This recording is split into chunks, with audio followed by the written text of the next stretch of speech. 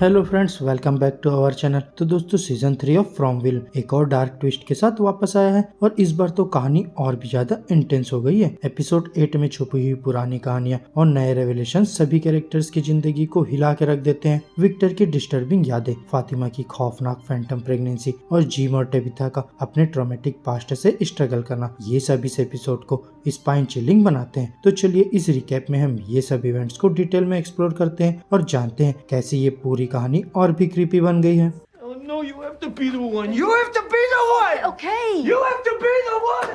Victor का revelation और sinister puppet Jasper. Episode 8 का सेंटर है विक्टर और उसके वो बेचैन करने वाले विजन और यादें जो उसके पास्ट से जुड़ी है। वो एक वेंट्रिलोक्विस्ट क्रिस्टोफर और उसके पपेट जैस्पर से जुड़े कुछ डिस्टर्बिंग फ्लैशबैक्स देखता है। विक्टर को लगता है कि शायद ये पपेट ही वो राज होल्ड करता है जो इस टाउन में घूमने वाले मॉन्स्टर्स क्रिएचर को समझने में मदद करेगा। इसी आंसर को ढूंढने की जुनून में विक्टर टेबिथा और सैरा के साथ मिलकर पपेट का राज समझने की कोशिश करता है, जहां विक्टर को एक इंटेंस रिकलेक्शन के दौरान रियलाइज होता है कि वो पपेट नहीं बल्कि एक mysterious character boy in white he Christopher से बात कर रहा था। ये बॉय इन व्हाइट एक डार्क कहानी बताता है बिटरेड बच्चों की, जिनके दर्द और नफरत ने वो हॉरर पैदा किया जो अब टाउन के हर कोने में बढ़ रहा है। उनका पेन और सौरो एक फार अवे ट्री में कन्वर्ट हो गया जो अब टाउन में हर एविल इवेंट्स का सेंटर है। विक्टर की याद ये भी बताती है कि क्रिस्टोफर ने बॉय इन व्हाइट की वार्निंग को इग्नोर किया था, जो शायद यही टाउन के इविल फोर्सेस को ट्रिगर करने की वजह बनी।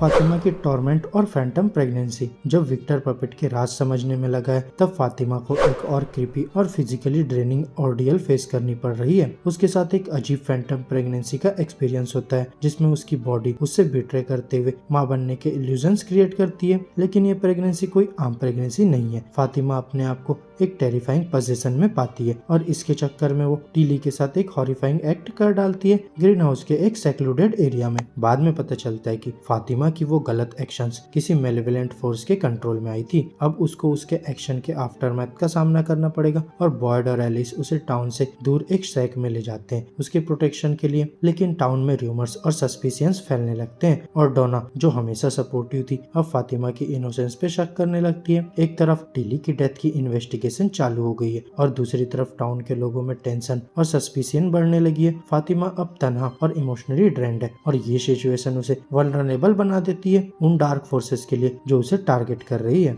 जिम का फ्रस्ट्रेशन और haunted family history. Matthews family में भी टेंशन्स कम नहीं है। जिम अब भी अपने लॉस्ट चाइल्ड के हॉन्टिंग मेमोरीज से परेशान है जो अब तक उसकी फैमिली पे एक लिंजरिंग शैडो बन के छाई हुई है। उसके और टेबिथा के बीच एक हीटेड कन्वर्सेशन होती है जिसमें वो टेबिथा को वार्न करता है कि वो टाउन के सीक्रेट्स इन्वेस्टिगेट करना बंद करे और सेफ रहे। लेकिन टेबिथा के अंदर एक क्यूरियोसिटी और अपने क्वेश्चन का आंसर ढूंढने की इच्छा है जो उसे कॉन्स्टेंटली इन इन्वेस्टिगेशंस में खींच रही है। यहाँ जिम और ज्यादा फ्रस्ट्रेटेड और हेल्पलेस फील करता है जब सैरा आती है एक मैसेज के साथ जो विक्टर ने टेबिथा के लिए भेजा है। ये कन्वर्सेशन एक और टर्न लेती है जब जिम लोकल बार में जेड से टकराता है और उससे कन्फ्रंट करता है कि वो टेबिथा और इथन को अननेसेसरी डेंजर में ले जा रहा है। लेकिन जेड उसका सामना करता है और बताता है कि टेबिथा खुद इंटरेस्टेड थी उसके सिंबल्स और ड्राइंग्स के बारे में और अपने आप उसके पास आई थी। ये रियलाइजेशन जिम को शेक कर देती है और उसका पर्सपेक्टिव बदलने लगता है। एक बार रेगुलर हेनरी भी जिम को कुछ सॉबरिंग एडवाइस देता है उसके अपने एक्सपीरियंस शेयर करके। ये एडवाइस जिम को सिखाता है कि उसे अपनी वाइफ पे ट्रस्ट करना चाहिए और उसके एक्सपीरियंसेस को वैल्यू देना चाहिए। इस रियलाइजेशन के साथ जिम अब धीरे से समझने लगता है कि टेबिथा का सपोर्ट करना और यूनाइटेड रहना ज्यादा जरूरी है instead of controlling her.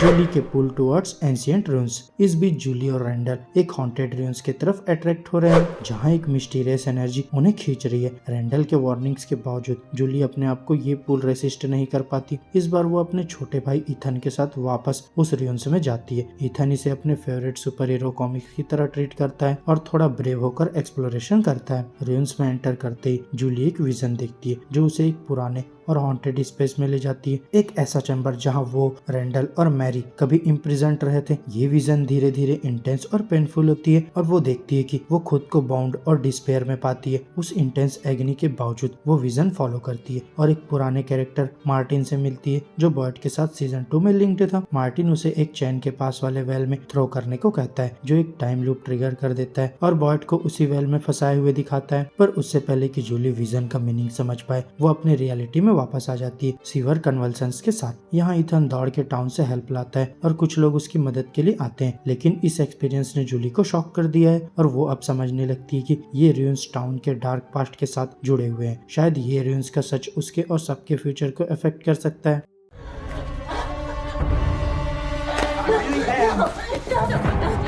Elgin का डिसेंट और फातिमा का ओमनियस फ्यूचर। एक और क्रिपी ट्विस्ट में एल्जिन, जो अब तक एक स्पेक्ट्रल वुमन के क्रिप्टिक मैसेज रिसीव कर रहा था, एक मिस्टीरियस कैमरा के जरिए एक डार्क जर्नी पे निकल पड़ता है। वो ट्रांस लाइक ऑब्डियंस में वो इंस्ट्रक्शंस फॉलो करता है, खुद का ब्लड ड्रॉ करके एक प्लास्टिक बैग में स्टोर कर लेता है। कैमरा के इन्फ्लुएंस में एल्जिन फातिमा की हाइडिंग प्लेस लोकेट करता है और उसे एक अंडरग्राउंड शेल्टर ले जाता है जो उसने पहले डिस्कवर किया था। वहीं एक ऑलमोस्ट मैकेनिकल डिटर्मिनेशन के साथ एल्जिन बताता है कि फातिमा सच में प्रेग्नेंट है, लेकिन हिंट करता है कि उसका फीटस शायद ह्यूमन नहीं है। उसके अकॉर्डिंग फातिमा को इस मिस्टीरियस एंटिटी को बर्थ देना पड़ेगा जो या तो टाउन के लिए सेल्वेशन हो सकता है या फिर डूम। ये रिवेलेशन फातिमा को और भी ज्यादा अनसेटल कर देता है, जो वैसे ही रिसेंट इवेंट से ट्रॉमेटाइज्ड थी। उसके अंदर ये डर बढ़ता जा रहा है कि उसके बच्चे में शायद कुछ मॉन्स्टर्स छुपा हुआ है। वहीं एलजीयू के मोटिव्स अभी क्लियर नहीं है, क्या वो मॉन्स्टर्स के पॉन बन गया है या फिर सच में टाउन के ग्रेटर गुड के लिए एक्ट कर रहा है। उसके डिस्टर्बिंग एक्शंस इंप्लाई करते हैं कि वो फातिमा का सेक्रीफाइस करने को तैयार है ताकि वो मेलेवलेंट फोर्स को कंटेन कर सके जो टाउन को थ्रेट कर रही है। अब जबकि फातिमा शेल्टर में ट्रैप है और एल्जिन उसको गार्ड कर रहा है, स्टेक्स और हाई हो गए हैं और फातिमा और उसके अनबॉर्न चाइल्ड का फेट फ्रॉमविल के हॉरर को और इंटेंस बना देता है।